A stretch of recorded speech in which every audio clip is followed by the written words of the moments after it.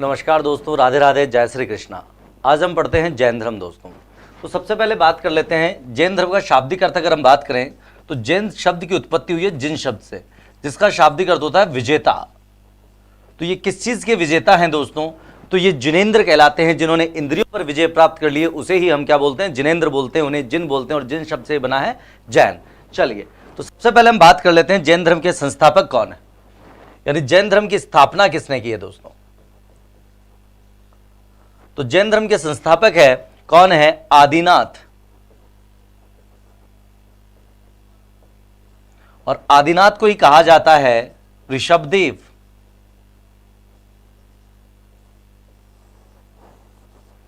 आदिनाथ को क्या कहा जाता है दोस्तों? ऋषभदेव कहा जाता है भाई। ठीक है, ये जैन धर्म के प्रथम तीर्थंकर हैं। जैन धर्म में जिन्होंने जैन धर्म की व्याख्या की, स्थापना किया, जैन धर्म का प्रचार प्रसार किया, उनको हम कहते हैं तीर्थंकर। तो जैन धर्म के प्रथम तीर्थंकर कौन हो गए? ऋषभदेव या आदिनाथ।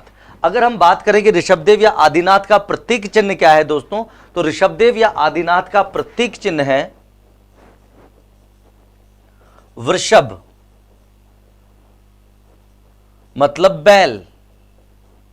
ठीक है, फिर हम बात करते हैं जैन धर्म में कुल कितने तीर्थंकर हुए हैं। तो जैन धर्म में कुल 24 तीर्थंकर हुए हैं। जैन धर्म में कुल 24 तीर्थंकर हुए हैं। अब इन 24 में से जो मैन है उनके बारे में अपन जान लेते हैं थोड़ा। तो मुख्यतः जो मैन है जो पूछे जाते हैं वो है, एक तो है 21वां, ठीक है, 21वें, 22वें, 23वें और 24वें दोस्तों। तो कौन से हैं 21वें, कौन से हैं 22वें, कौन से हैं 23वें, अपन अभी बात कर लेते हैं इन सभी की दोस्तों। ठीक है, तो 21वें हैं नेमिनाथ। नेमिनाथ, इनका प्रतीक मैं इनके सामने लिख रहा हूं, इनका प्रतीक है शंख। ठीक है, इनका प्रतीक क्या है? शंख। उसके बाद अपन बात करें तो वो है अरिष्टनेमी, जो 22वें हैं।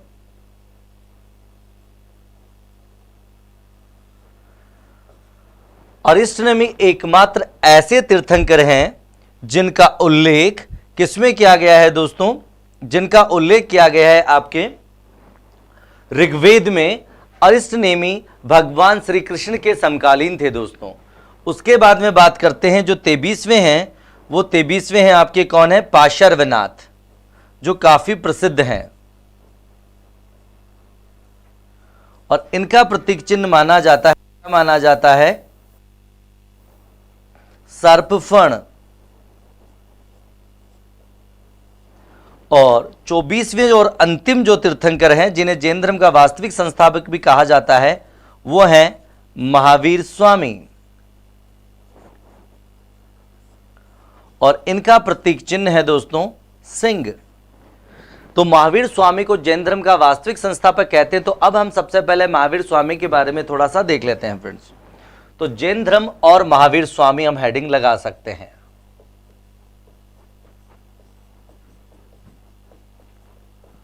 तो महावीर स्वामी में से क्या क्या क्वेश्चन आते हैं, बात करते हैं। सबसे पहले हम बात करते हैं इनके बचपन का नाम क्या था। तो बचपन का नाम है इनका वर्धमान। फिर बात करते हैं कि इनका जन्म कब और कहां हुआ। तो इनका जन्म हुआ है दोस्तों, कब और कहां हुआ तो मैं आपको बता देना चाहता हूं। महावीर स्वामी का जन्म कुंडल ग्राम वैशाली के निकट हुआ है। अब इनके जन्म के समय में विद्वानों में मतभेद है। कुछ इनका टाइम ऑफ पीरियड जन्म का 540 ईसा पूर्व कहते हैं, जबकि कुछ विद्वान कहते हैं कि इनका जन्म 599 बीसी में हुआ है। लेकिन अधिकतर जो मानते हैं वो 540 ही मानते हैं, यानी दोनों आने पर 540 सही माना जाएगा, ऐसा कहा जाता है। अब कहां हुआ है? तो वैशाली के निकट कुंडग्राम बिहार में हुआ है दोस्तों। तो जन्म स्थान की बात करूं मैं अगर इनके,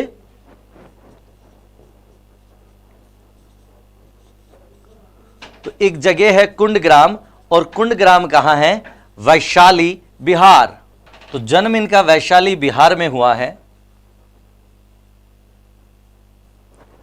अब बात करते हैं इनके पिता का नाम। तो वर्धमान के पिता का नाम है दोस्तों सिद्धार्थ।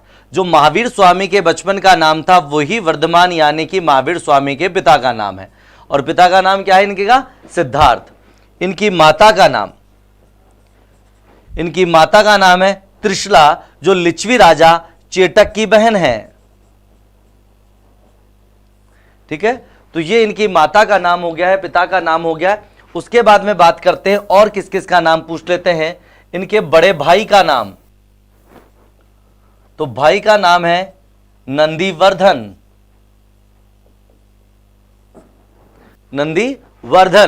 नंदीवर्धन इसलिए हमें यहां जरूरी था लिखना क्योंकि इसी की अनुमति लेकर महावीर स्वामी तपस्या के लिए गृह त्याग कर देंगे दोस्तों।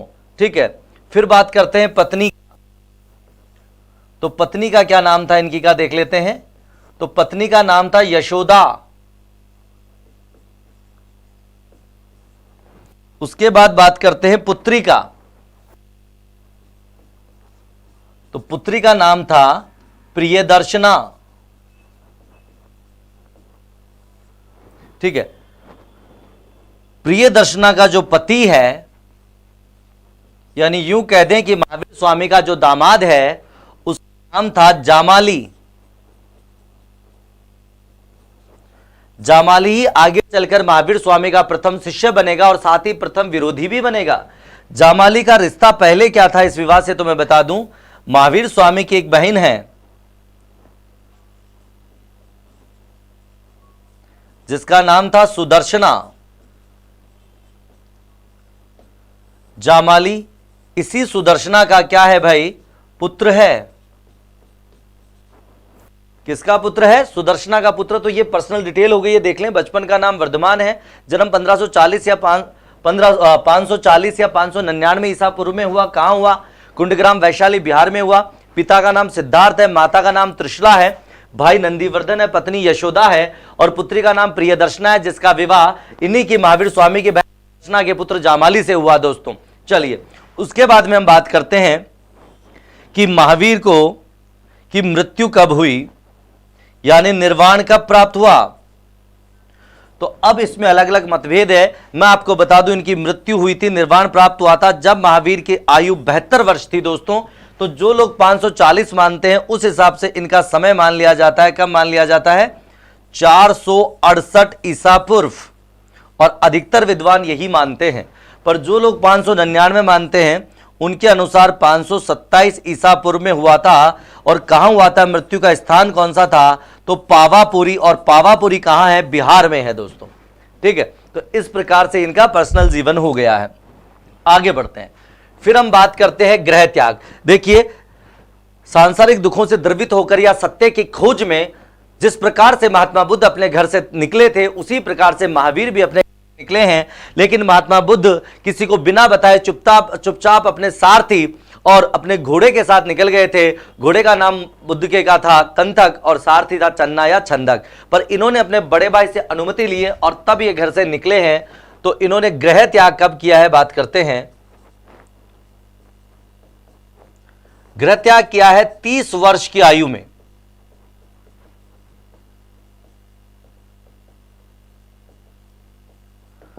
तो 30 वर्ष की आयु में अपने बड़े भाई नंदीवर्धन से आज्ञा लेकर महावीर स्वामी ने गृह त्याग कर दिया है दोस्तों। फिर इन्हें ज्ञान प्राप्ति कब हुई है, बात करते हैं।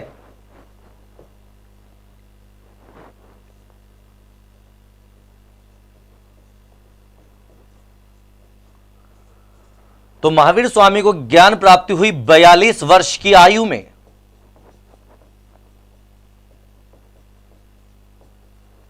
यानी हम कह सकते हैं कि 12 वर्ष की तपस्या के बाद। अब बात करते हैं ज्ञान प्राप्ति कहां हुई दोस्तों, स्थान कौन सा था जहां इन्हें ज्ञान मिला।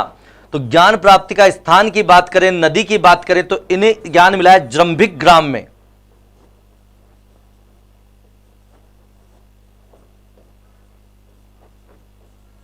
किस नदी के किनारे मिला? तो रिजुपालिका नदी के किनारे। जबकि हमने बात की थी कि महात्मा बुद्ध को निरंजना या पुनपुन नदी के किनारे मिला था, जबकि महावीर स्वामी को ज्ञान मिला है रिजुपालिका नदी के किनारे। फिर हम बात करते हैं किस वृक्ष के नीचे मिला? तो हमने बात की थी, तुलनात्मक बात कर रहे हैं, महात्मा बुद्ध को ज्ञान मिला था पीपल वृक्ष के नीचे और इन्हें मिला है साल वृक्ष के नीचे। अब कुछ लोग हो सकता है जानते नहीं हो कि साल वृक्ष कौन सा होता है, तो सीधी सीधी भाषा में बता दूं, इसे वट वृक्ष कहते हैं, स्थानीय भाषा में लोग इसे बड़का पेड़ भी कहते हैं। तो उसके नीचे ज्ञान मिला था किसे? महावीर स्वामी को। और जब इन्हें ज्ञान प्राप्त हो गया दोस्तों, तो महावीर स्वामी क्या कहलाए? ये जिन कहलाए दोस्तों। जिनका शाब्दिक अर्थ होता है विजेता। उसके बाद इन्होंने अपने इंद्रियों पर विजय प्राप्त कर ली, इसलिए महावीर को कहा गया जिनेंद्र, अर्थात अपनी इंद्रियों को जीतने वाला। उसके अलावा इन्हें कहा गया केवलीन। देखिए, जो पूर्ण ज्ञान होता है उसे केवल्य कहते हैं, तो इन्होंने केवल्य पद प्राप्त कर लिया। और जब केवल्य पद प्राप्त हो जाता है, पूर्ण ज्ञान मिल जाता है जिसे, तो वो कहलाता है केवलीन। ये सभी प्रकार के बंधनों से मुक्त हो गए, इसलिए इन्हें कहा गया निर्ग्रंथ। निग्रंथ या निर्ग्रंथ उसे कहा जाता है जो सभी प्रकार के बंधनों से मुक्त हो जाता है, यानी हम कह सकते हैं बंधन रहित या बंधन मुक्त। इसी प्रकार से ये बहुत योग्य हो गए, इसलिए इन्हें अरहत पद प्राप्त हुआ। तो जो योग्यतम होता है दोस्तों, उसे जैन धर्म में कहा जाता है अरहत। तो इस प्रकार से महावीर स्वामी के नाम हो गए। और चूंकि इन्होंने जो कटिबद्ध किया, जो दृढ़ संकल्प लिया, उसमें विजय प्राप्त की, ज्ञान प्राप्त किया, वर्धमान आज से महावीर कहलाए हैं दोस्तों। तो इस प्रकार से ये व्यक्तिगत जीवन था किसका? महावीर स्वामी का। अब हम बात करते हैं जैन धर्म की शिक्षाएं। तो सबसे पहले बात करते हैं, जैन धर्म देता है 5 महाव्रत।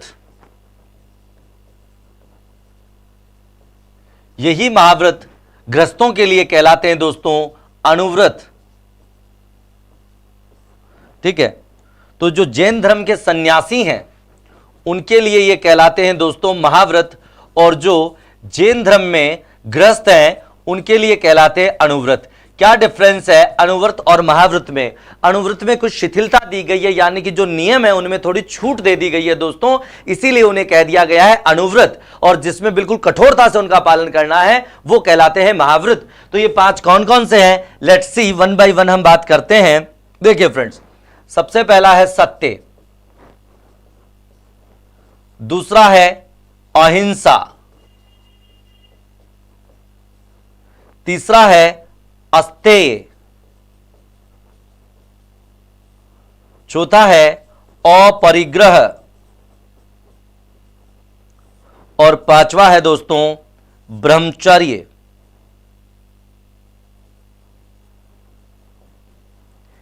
इनमें से जो प्रारंभिक 4 हैं, ये चारों देने वाले हैं दोस्तों।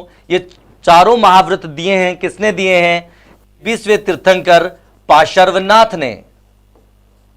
जबकि ये 5वां जो एकमात्र महाव्रत है, ये जोड़ा है महावीर स्वामी ने।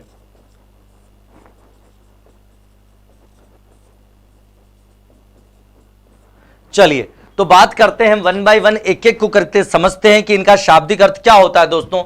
सबसे पहले बात करते हैं सत्य की। सत्य क्या है? देखिए, चाहे वेद हो आपके और चाहे आपका जैन धर्म हो, सत्य क्या है? सत्य उसे कहते हैं जो बदलता नहीं है। जो बदल जाए वो सत्य नहीं है दोस्तों। और ये कहते हैं इसके अलावा आदमी को सत्य भाषण करना चाहिए, यानी सत्य बोलना चाहिए, भले ही आपके प्राण ही क्यों ना चले जाएं। इसलिए कभी भी व्यक्ति को मिथ्या भाषण नहीं करना चाहिए। जो सही है वही सत्य है, जो पुण्य है वही सत्य है, जो सत्य है वही धर्म है। अर्थात हमें गलत का साथ नहीं देना चाहिए, हमें पाप कार्य नहीं करना चाहिए, हमें बुरा कार्य नहीं करना चाहिए, वो सब असत्य है दोस्तों। ठीक है, उसके बाद अहिंसा। देखो, 2 शब्दों से मिलकर बना है, अगर आप इसको समझे तो मैं समझा देता हूं। अ प्लस हिंसा। हिंसा का मतलब होता है किसी को भी किसी भी प्रकार से दुखी करना। तो अहिंसा, ए का मतलब होता है दोस्तों नहीं, जैसे अडिग जो डिगता नहीं है, अटल जो टलता नहीं है ना, असत्य जो सत्य नहीं है। ऐसे ही अहिंसा जिसमें हिंसा नहीं हो। जैन धर्म कहता है अहिंसा परमो धर्मः। तो अहिंसा का मूल मंत्र या अहिंसा का सिद्धांत, सर्वाधिक अहिंसक धर्म कौन सा है? तो जैन धर्म है दोस्तों। जैन धर्म पूर्ण अहिंसावादी है, अहिंसा परमो धर्मः कहता है। अर्थात जैन धर्म कहता है कि प्राणी मात्र को मन, वचन और कर्म से अहिंसक होना चाहिए। अर्थात एक होती है हिंसा का मतलब मारपीट करना, ये कर्म से है दोस्तों। तो जैन धर्म कहता है कि हमें किसी के भी साथ शारीरिक रूप से उसे कष्ट नहीं देना चाहिए। यह है अहिंसा की पहली बात, कर्म। फिर है क्या, हमने क्या कहा, कर्म से आदमी को अहिंसक होना चाहिए। उसके बाद में वचन से अहिंसक होना चाहिए, अर्थात किसी को ऐसी बात भी नहीं कहनी चाहिए दोस्तों जिससे उसको हृदय में दुख पहुंचे, उसको किसी भी प्रकार की पीड़ा हो, क्योंकि पीड़ा देना भी एक प्रकार की हिंसा ही है। तीसरी चीज है मन। जैन धर्म कहता है मन में भी किसी व्यक्ति विशेष या प्राणी मात्र के बारे में बुरे विचार नहीं आने चाहिए दोस्तों।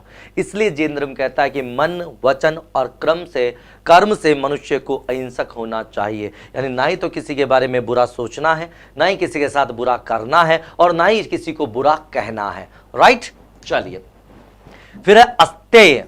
दोस्तों अस्तेय का मतलब होता है चोरी नहीं करना।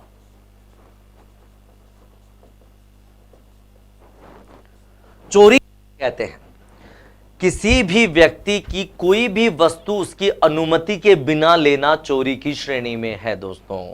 ऐसा नहीं उसे बता कर ले लिया, अगर उसका हृदय नहीं है वो देने के लिए और फिर हमने ले ली, जबरदस्ती ले ली, तो वो भी चोरी और डकैती में जाता है। इसलिए जैन धर्म कहता है कि किसी भी व्यक्ति को, किसी भी पराये व्यक्ति की किसी भी वस्तु को उसकी अनुमति के बिना छूना भी नहीं चाहिए। ये भी चोरी की श्रेणी में जाता है। ठीक है। अपरिग्रह, अपरिग्रह का मतलब होता है संग्रह नहीं करना चाहिए।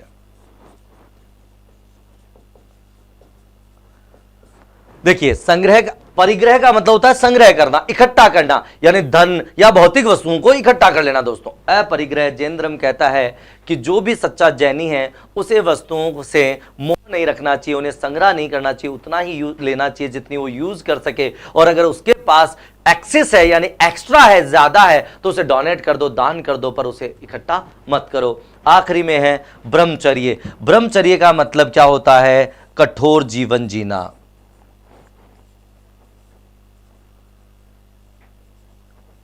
ध्यान रखना दोस्तों, ब्रह्मचर्य का मतलब केवल विवाह नहीं करना ही नहीं होता है। ब्रह्मचर्य का शाब्दिक अर्थ होता है कठोर जीवन यापन करना, अर्थात परिश्रम करना। ठीक है दोस्तों, तो इस प्रकार से ये 5 महाव्रत है। अब हमने बात की अणुव्रत।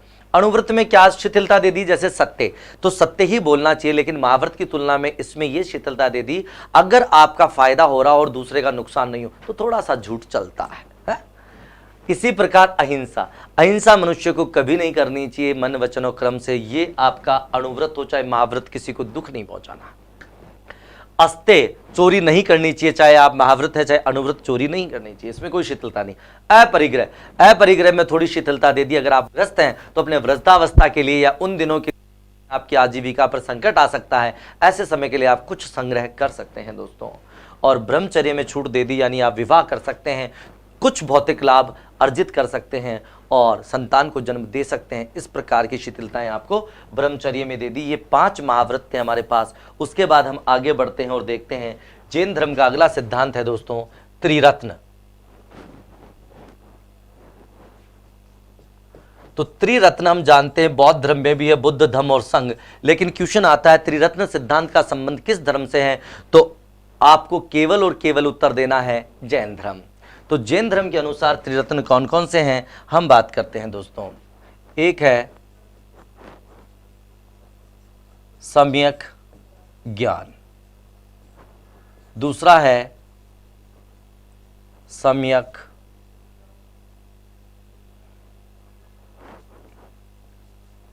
दर्शन, और तीसरा है सम्यक चरित्र। क्या मतलब है दोस्तों सम्यक दर्शन से, सम्यक चरित्र से या सम्यक ज्ञान से? देखिए सम्यक का क्या मतलब है, यहां उसको समझते ही सब समझ में आ जाएगा। सम्यक का मतलब है दोस्तों सात्विक, जो सही है। ठीक है, अर्थात मनुष्य को केवल वही ज्ञान हासिल करना चाहिए जो उसके और अन्यों के कल्याण के लिए आवश्यक है। इसके अलावा का एक्स्ट्रा ज्ञान उसे ग्रहण नहीं करना चाहिए दोस्तों। सम्यक दर्शन, दर्शन का मतलब सिर्फ देखने से नहीं है, दर्शन का मतलब है आपकी सोच से, आपकी थॉट से, आपके विचारों से, ठीक है, आपके नजरिए से। अर्थात जैन धर्म कहता है कि बी पॉजिटिव, है ना, थिंक पॉजिटिव, अर्थात हमेशा आपको ऐसा सोचना चाहिए। हमेशा हृदय में आपको अपने और लोगों के कल्याण के ख्याल आने चाहिए और उसी प्रकार से आपकी सकारात्मक सोच होनी चाहिए दोस्तों। फिर है सम्यक चरित्र, यानी आपका आचरण भी बहुत अच्छा होना चाहिए। चरित्र का मतलब केवल पति पत्नी के लिए वफादार होना ही नहीं है दोस्तों। झूठ बोलना भी चरित्रहीनता की ही निशानी है, चोरी करना भी चरित्रहीनता की ही निशानी है, किसी के साथ छल करना भी चरित्रहीनता की ही निशानी है। इसलिए व्यक्ति को सच्चरित्र होना चाहिए। ये जैन धर्म का त्रिरत्न सिद्धांत है दोस्तों। ठीक है, तो ये आपने देख लिया है जैन धर्म का त्रिरत्न सिद्धांत। अब हम बात करते हैं जैन धर्म कहता है, क्या कहता है जैन धर्म कि ज्ञान कितने प्रकार का होता है और ज्ञान कैसे हासिल किया जा सकता है। तो देखिए दोस्तों, हम आगे बढ़ते हैं और बात करते हैं, क्या बात करते हैं, ज्ञान के प्रकार, कि ज्ञान कितने प्रकार का होता है दोस्तों। जैन धर्म के अनुसार ज्ञान के प्रकार, तो देखिए सबसे पहले हम बात करते हैं कि ज्ञान जैन धर्म के अनुसार कितने प्रकार का होता है। तो सीधा सीधा उत्तर देना पड़े तो कितने प्रकार का होता है, 5 प्रकार का होता है। कौन कौन से वो 5 प्रकार, एक एक करके हम सबकी बात करते हैं। सबसे पहले है मति। मति का मतलब है इंद्रिय जनित ज्ञान।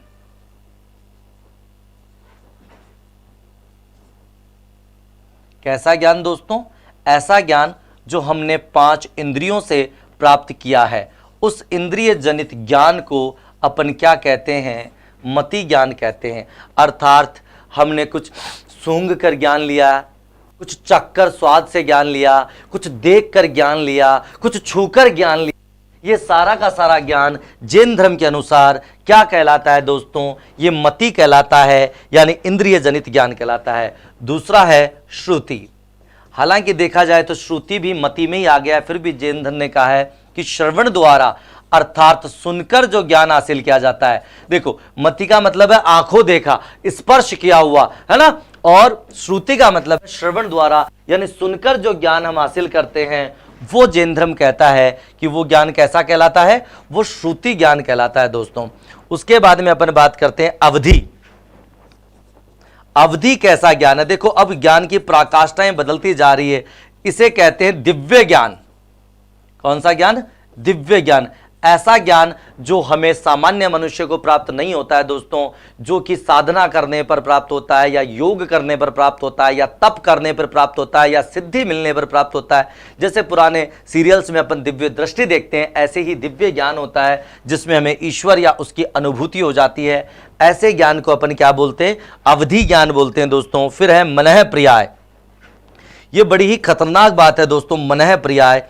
ये शायद हमें तो आज तक नहीं हुआ है, हो सकता है महावीर स्वामी को हुआ हो। मनः प्रियाय का मतलब होता है दूसरे के मन का ज्ञान, यानी कि तुम्हारे मन में क्या चल रहा है, अगर ऐसा मुझे पता लग गया तो ये मनः प्रियाय है, या मेरे मन में क्या चल रहा है ये आपको पता लग गया तो ये मनः प्रियाय है।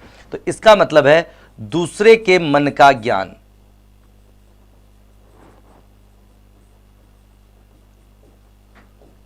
तो जैन धर्म क्या कह रहा है कि कैसे धीरे धीरे ज्ञान की पराकाष्ठाएं बदलती जा रही हैं, मानव को किस किस प्रकार से ज्ञान होता जा रहा है, यह बताना चाह रहा है। और 5वां और अंतिम है दोस्तों कैवल्य। हमने कहा था कि महावीर स्वामी को जब ज्ञान प्राप्त हुआ तो उन्हें कैवल्य पद प्राप्त हो गया। तो कैवल्य का मतलब क्या है दोस्तों, कैवल्य का मतलब है पूर्ण ज्ञान। अर्थात जैन धर्म कहता है कि पूरी का पूरा ज्ञान केवल और केवल किसको मिल सकता है, वो एक केवलीन को ही मिल सकता है। एक कैवल्य पद प्राप्त उसी को पता है जो सच्चा जिनेंद्र है, जिन्होंने इंद्रियों पर विजय प्राप्त कर ली है। तो ये 5 प्रकार का ज्ञान होता है दोस्तों। किसके हिसाब से ये 5 प्रकार का ज्ञान जैन धर्म के अनुसार होता है। अब इसके अलावा ज्ञान के स्रोत क्या क्या हैं, हम उसकी भी चर्चा कर देते हैं। तो ज्ञान के स्रोत इन्होंने 3 बताए हैं दोस्तों। जैन धर्म के अनुसार ज्ञान के कितने स्रोत होते हैं, अगर ऐसी बात आती है तो 3 स्रोत होते हैं।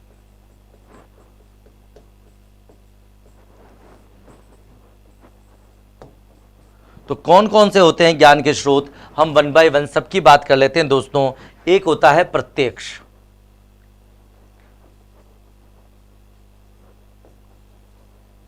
ठीक है, एक होता है प्रत्यक्ष। दूसरा होता है दोस्तों अनुमान। दूसरा कौन सा होता है? अनुमान। और तीसरा होता है आपका शब्द।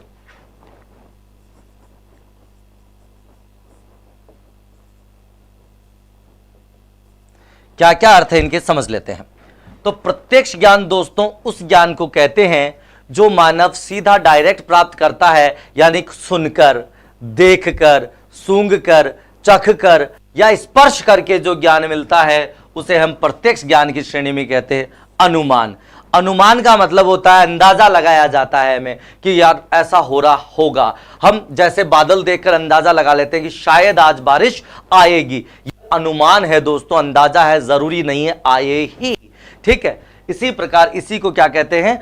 अनुमान कहते हैं। जैसे हम अंदाजा लगा लेते हैं कि एग्जाम संभवतः जून जुलाई में होगा, तो यह अनुमान है हमारा, श्योर नहीं है दोस्तों, तो इसे कहते हैं अनुमान। और शब्द ये महत्वपूर्ण है, ये तीर्थंकरों के शब्द हैं दोस्तों। यानी जैन धर्म में जो 24 तीर्थंकर हुए हैं उन्होंने जो कहा उसे ही अपन क्या बोलते हैं? कौन सा ज्ञान बोलते हैं? शब्द। यानी इस पर विश्वास करना ही चाहिए एक सच्चे जैनी को, ये जैन धर्म हमें कह रहा है। ठीक है, तो देखा आपने किस प्रकार से अब धीरे धीरे हम आगे बढ़ते ही जा रहे हैं। उसके बाद में जैन धर्म क्या कह रहा है कि आत्मा की 3 अवस्थाएं होती हैं दोस्तों। कौन कौन सी होती है, बात करते हैं। तो कौन कौन सी अवस्थाएं हैं आत्मा की, वो मैं आपको बता देता हूं दोस्तों। एक होती है आपकी आश्रव,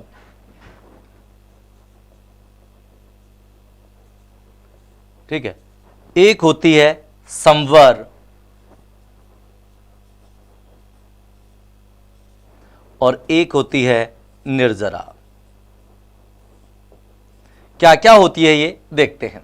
आश्रव, देखिए जैन धर्म कहता है कि मुख्यतः 2 ही चीजें हैं दुनिया में, एक है जीव और एक है पुद्गल।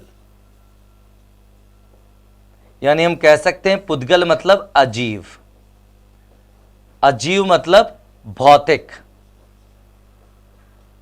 तो 2 ही चीजों से मिलकर पूरा संसार बना है, ये सब हम जानते हैं। एक तो जीव है और एक भौतिक है, यानी एक तो जड़ है और एक चेतन है दोस्तों। ठीक है, तो जब जीव इस भौतिक प्रेम में उलझा रहता है तो उसे मोक्ष नहीं मिल पाता है। वो काम, क्रोध, मद, लोभ इन चारों दुर्गुणों से जकड़ा रहता है दोस्तों। ठीक है, तो इसी प्रकार से जैन धर्म है कि सबसे पहली अवस्था होती है आत्मा की आश्रव। आश्रम का मतलब होता है कर्म का प्रवाह।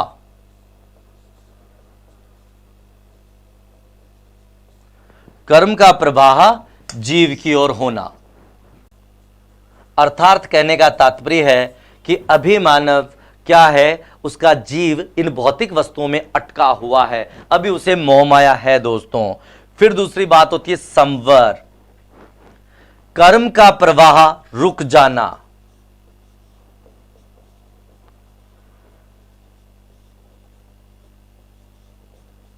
यानी अब उसका जीव धीरे धीरे मोह माया से दूर होता चला जा रहा है दोस्तों। तो कर्मों का प्रवाह अब रुक चुका है। ठीक है, यानी ये अवस्था दूसरी अवस्था है इसकी। सबसे पहले तो कर्मों का प्रवाह जीव की ओर हो रहा था, फिर हमने बात की संवर में कर्म का प्रवाह रुक गया। और निर्जर में क्या होता है दोस्तों, जो पूर्व पहले से संचित कर्म है उनका प्रवाह भी नष्ट हो जाता है, अर्थात संचित कर्मों का नष्ट होना। चलिए फ्रेंड्स, इन्हें सामान्य भाषा में समझाता हूं इसको, इसका मतलब क्या हो गया। देखो, कर्म का प्रवाह जीव की ओर होना, यानी कि इस प्रकार से कि मानव भौतिक वस्तुओं के पीछे भागता रहता है, तो भाग रहा है, अभी उसकी मोह माया नहीं छूटी है। फिर है संवर, कर्म का प्रवाह रुक जाना, यानी कि अब आगे और नहीं भागूंगा, पर जो है उसे यूज करूंगा। ठीक है, फिर है निर्जरा, संचित कर्मों का नष्ट हो जाना, अर्थात जो पहले से हमारे पास चीजें उपलब्ध है उनसे भी मोह माया त्याग लेना, मुंह मोड़ लेना और सांसार की मोह माया से उठकर की प्राप्ति में, उसकी खोज में निकल जाना ही निर्जरा कहलाता है दोस्तों। ठीक है, तो इस प्रकार से हमने देखा कि किस प्रकार से ज्ञान की अवस्थाएं ले जाती हैं। अब इसके बाद हम बात करते हैं अनंत चतुष्टय का दोस्तों।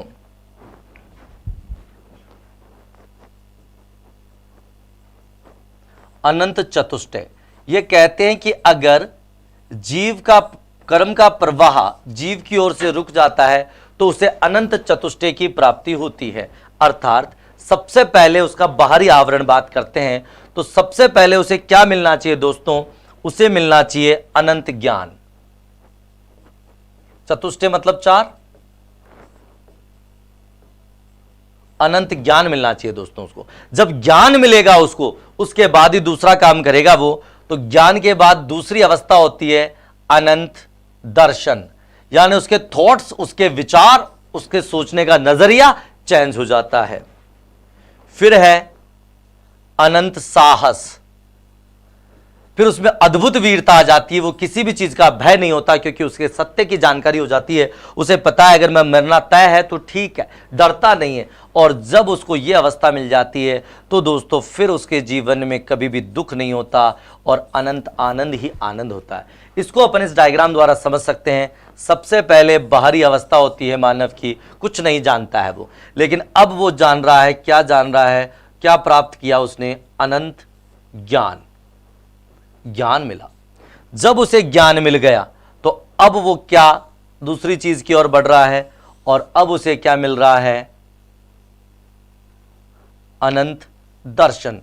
अब वो और अंदर जाता चला जा रहा है। ठीक है, उसके बाद में अगर हम बात करें तो उसे अब क्या मिल रहा है? अनंत साहस या वीर्य भी बोल देते हैं इसको। और अंत तो गत्वा उसे बीचों बीच जीवन का परम लक्ष्य मिल जाता है, और उसे हम कहते हैं अनंत आनंद दोस्तों।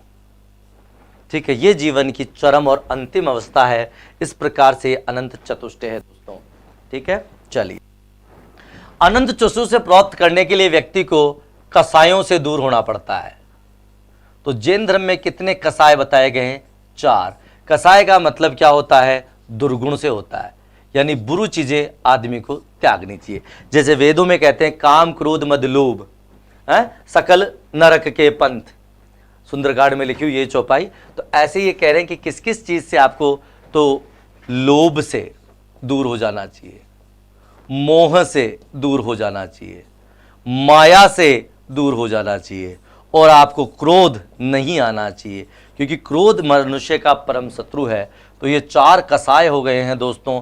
लोभ, यानी कोई भी वस्तु प्राप्त करने के लिए मन में लालच नहीं होना चाहिए, ग्रीडी नहीं होना चाहिए दोस्तों। ठीक है, मोह है, किसी भी चीज के प्रति मोह या आसक्ति नहीं होनी चाहिए। हो सकता है जीवित के प्रति भी नहीं हो और निर्जीव के प्रति भी नहीं हो। माया यानी धन प्राप्त करने की लालसा मन में नहीं होनी चाहिए। और क्रोध, मानव को हमेशा अपने ऊपर नियंत्रण रखना चाहिए, उसे क्रोध को त्याग देना चाहिए दोस्तों। तो ये कौन कह रहा है हमें? ये जैन धर्म कह रहा है। आगे बढ़ते हैं। जैन धर्म ने एक सिद्धांत दिया है दोस्तों, उसे कहते हैं अनेकांतवाद।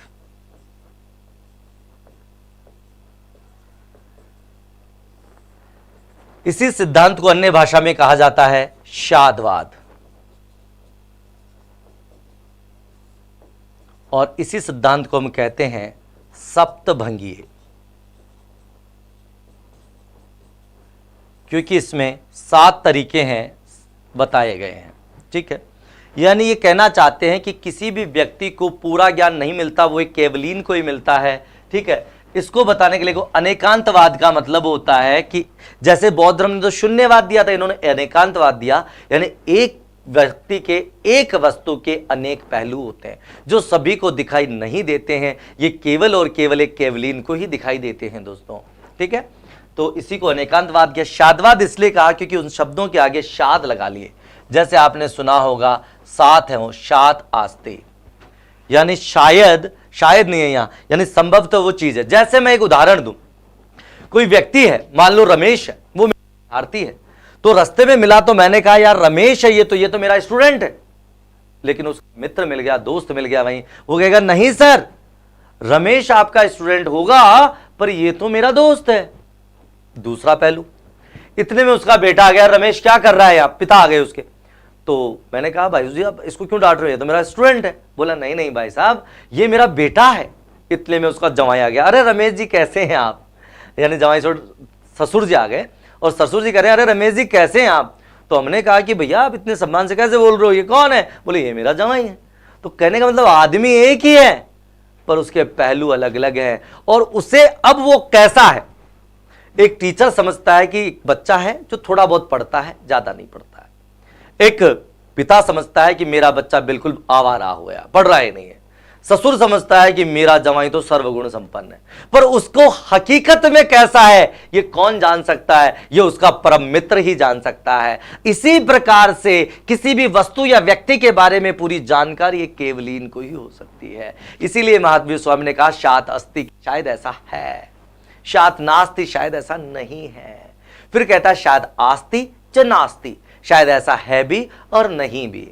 उसके बाद कहा जाता है शायद आस्ति च व्यक्तम, यानी ऐसा है भी और उसे अभिव्यक्त भी किया जा सकता है। फिर कहते हैं शायद नास्ति च अव्यक्तम, ऐसा नहीं है और उसे व्यक्त भी नहीं किया जा सकता है। और आखिरी में कहते हैं शायद आस्ति च नास्ति च व्यक्तम, शायद ऐसा है भी और नहीं भी और समझाया जा सकता है लेकिन। और आज में तो माथा ही पकड़ लेंगे हम सुनेंगे तो। कहते हैं आस्ति च नास्ति च अव्यक्तम, शायद ऐसा है भी ऐसा नहीं भी है और इसे बताया भी नहीं जा सकता, अभिव्यक्त भी। तो कुल मिलाकर आप इतना समझ जाइए कि ये कहना चाह रहे हैं कि 7 प्रकार से 7 पहलू होते हैं वस्तु व्यक्ति के, जिन्हें कोई नहीं समझ सकता, उसे एक सच्चा जिन ही समझ सकता है। इसको समझाने के लिए महावीर स्वामी ने दोस्तों 4 अंधों की कहानी सुनाई थी। क्या कहा था उन्होंने? उन्होंने कहा कि 4 अंधे थे एक गांव में। और कैसे अंधे थे? जन्मांध थे, अर्थात जन्म से ही वो अंधे थे।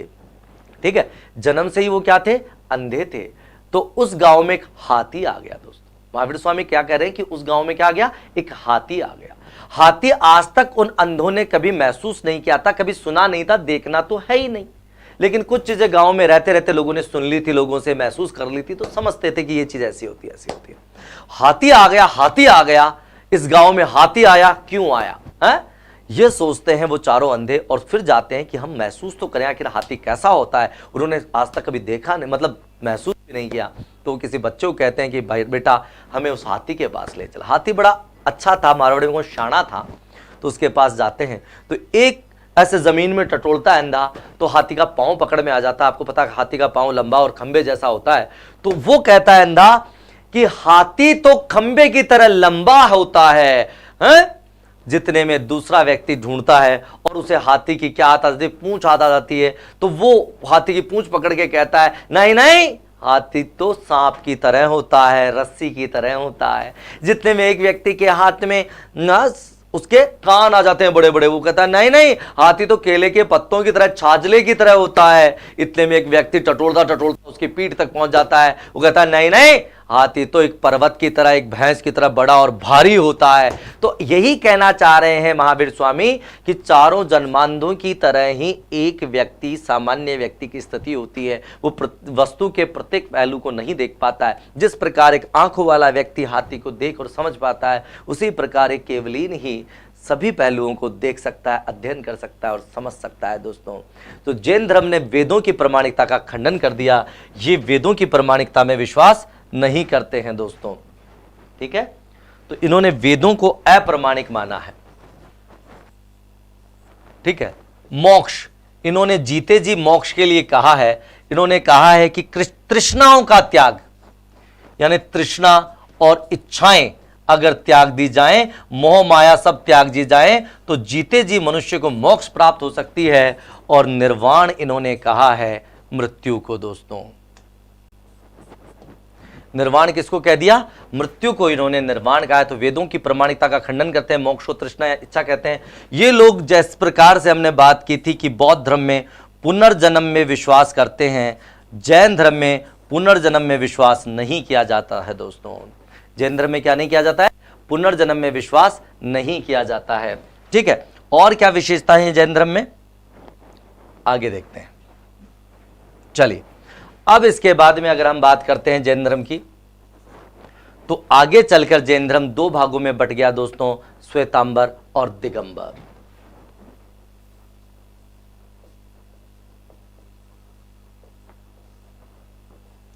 तो अब हम इन दोनों को समझते हैं। ठीक है, श्वेतांबर को और दिगंबर को।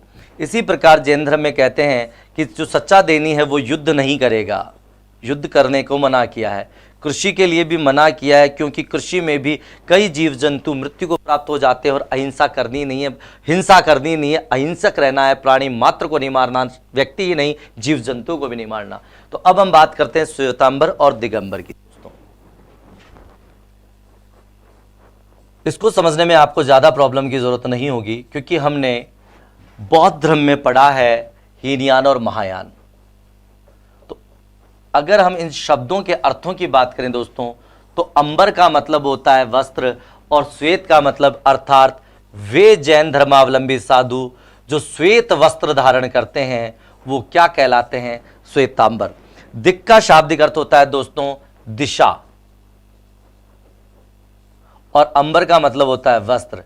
तो दिगंबर का शाब्दिक अर्थ होता है दिशाएं हैं जिसके वस्त्र, अर्थात ऐसे जैन साधु जो निर्वस्त्र रूप से नग्न रहते हैं उन्हें हम दिगंबर जैन साधु कहते हैं दोस्तों। चलिए, तो दिगंबर कौन कहलाए? देखो, आपको पता है 298 ईसा पूर्व में चंद्रगुप्त मौर्य अकाल पड़ने के कारण भद्रभाहु के साथ में दक्षिण में श्रवणबेलगोला कर्नाटक चला गया था दोस्तों। अब वो वहां से जब लौटा तो यहां की स्थिति काफी बदली हुई लगी। जो भद्रभाहु के नेतृत्व में जो चले गए दोस्तों, ठीक है, वो कहलाए दिगंबर, और जो स्थूलभद्र के नेतृत्व में रहे वो कहलाए श्वेतांबर। तो इसका संस्थापक हम कह सकते हैं भद्रबाहु, जबकि इसका संस्थापक कह सकते हैं स्थूलभद्र। ठीक है, ये दक्षिण में चले गए थे और ये वहीं रहे थे मगध में। अब हम बात कर सकते हैं सीधी सीधी। देखो, दिगंबर इसकी तुलना में परंपरावादी या रूढ़िवादी है, जबकि श्वेतांबर उदारवादी है। तो जिस प्रकार से अगर एक ही शब्द में समझा दूं तो जैसे हीनयान था वैसा दिगंबर है, जैसे महायान था वैसा ही श्वेतांबर है दोस्तों। ठीक है, चलिए अब उसके बाद में हम बात करते हैं जैन साहित्य की।